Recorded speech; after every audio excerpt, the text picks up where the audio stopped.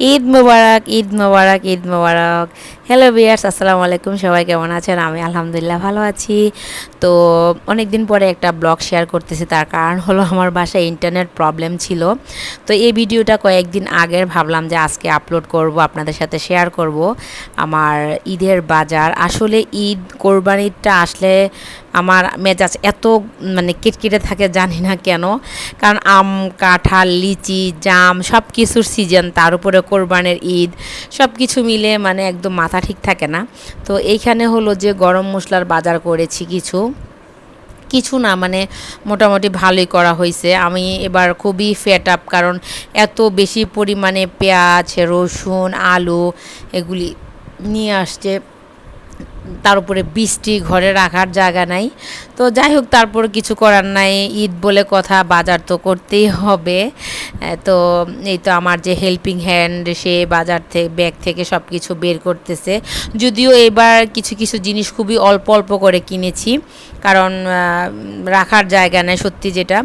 আর তাছাড়া আমের সিজন, ঘরে প্রচুর পরিমাণে আমের কথা বলে আর লাভ নেই, এত আম ঘরে মানে রাখার জায়গা নেই। তো এখন এই যে কিছু আম বের করতেছে আমার হাজব্যান্ড, মানে বাজারে গেলে দেখা গেছে যে আমার হাজব্যান্ডও বাজার করে, আমিও বাজার করি।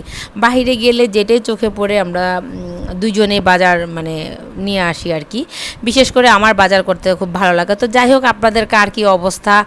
আমার অবস্থা আলহামদুলিল্লাহ ভালো। আমাদের গরু কোরবানির জন্য গরু কিনা হয়ে গেছে, আলহামদুলিল্লাহ আলহামদুলিল্লাহ। তো এবার আসলে হাট নিয়ে একটু প্রবলেম হয়ে গেছে, কারণ অনেক জায়গায় আগে যে কয়েকটা জায়গায় হাট বসতো, এখন আর ওইগুলাতে হাট বসে না, যার কারণে গরু কিনা নিয়ে একটু ঝামেলা হইতে হয়েছিল আমাদের। তো যাই হোক, তারপর আলহামদুলিল্লাহ আমাদের গরু কিনা হয়েছে। আপনাদের কার কী অবস্থা? আপনারা ভালোভাবে কোরবানের গরু কিনতে পেরেছেন কি না?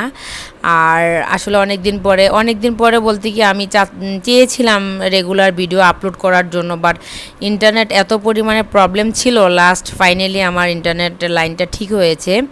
তো এই যে এখানে দেশি রসুন, তারপরে এটা কি বলে, চায়না না ইন্ডিয়ান আমি সঠিক জানি না। আর এই যে পেঁয়াজ, এখানে প্রায় 1.5 মণের মতো মানে পেঁয়াজ নিয়ে আসছে। আমি আবার ইন্ডিয়ান পেঁয়াজটা কমই খাই, আমার বাসায় বেশিরভাগ দেশি পেঁয়াজ যেটা আমাদের, সেটা ইউজ করা হয় বেশি।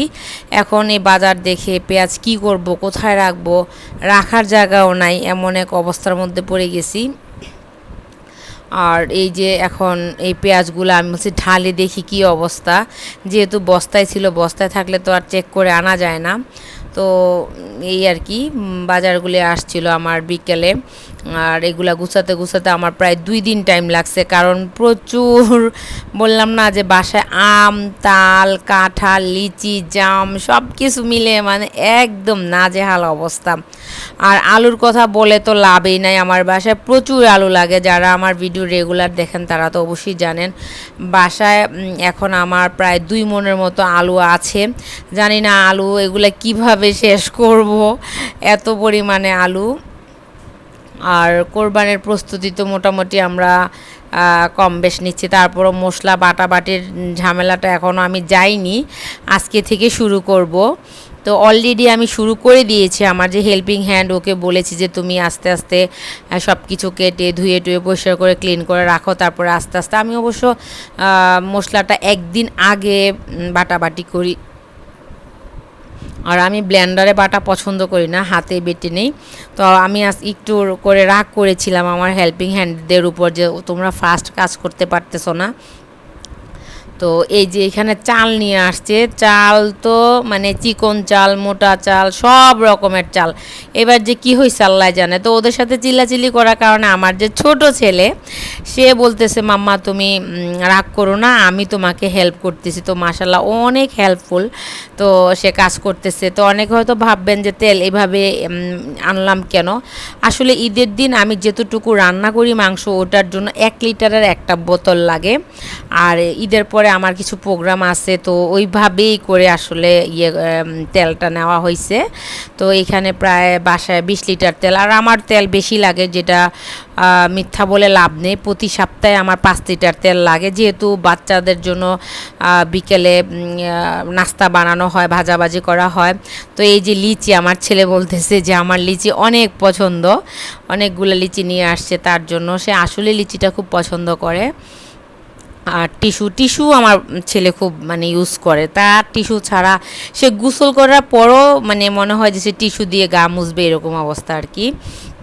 তো এখানে আসলে আপনাদেরকে সব বাজার দেখানো পসিবল হয়নি, অল্প স্বল্প দেখাচ্ছি। আর এই যে মশলা, এটা সম্ভবত এটা কি বলে, জয়িত্রী বলে।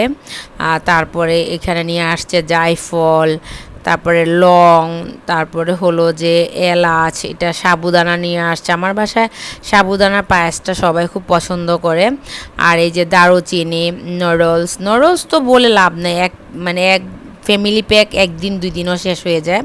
তো এবার দেখলাম শেফ কি যেন একটা জিরার গুঁড়া, সেটা নিলাম নতুন, আর জিরা আস্ত নিলাম। তারপরে হলো যে ধনিয়ার গুঁড়া, কাস্টার্ড পাউডার, আর এই যে এলাচ আমার আরও আছে, আগের প্রায় হাফ কেজির মতো এলাচ আছে। তারপর আমার হাজব্যান্ড বলল যে এটা দেখতে একটু গ্রিন গ্রিন লাগছিল, তাই ভাবলাম যে এটা নিয়ে যাই, ভালো হবে মনে হয় ফ্লেভারটা।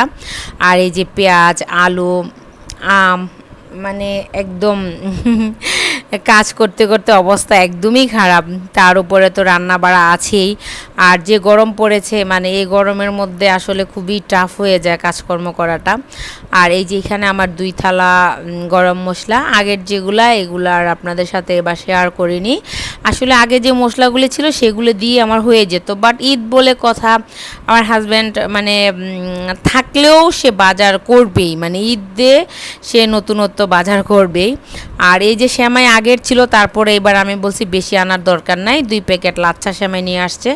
বলল যে আমার কাছে মনে হলো যে সেমাইটা ভালো হবে। আর এই যে বারবি চিলি 1 প্যাকেট নিয়ে আসছে, আর আমি তো পোলাও এটা ইউজ করি না, তারপর এবার এটা নিয়ে আসছে। তো এই তো হলো আমার ঈদ বাজার।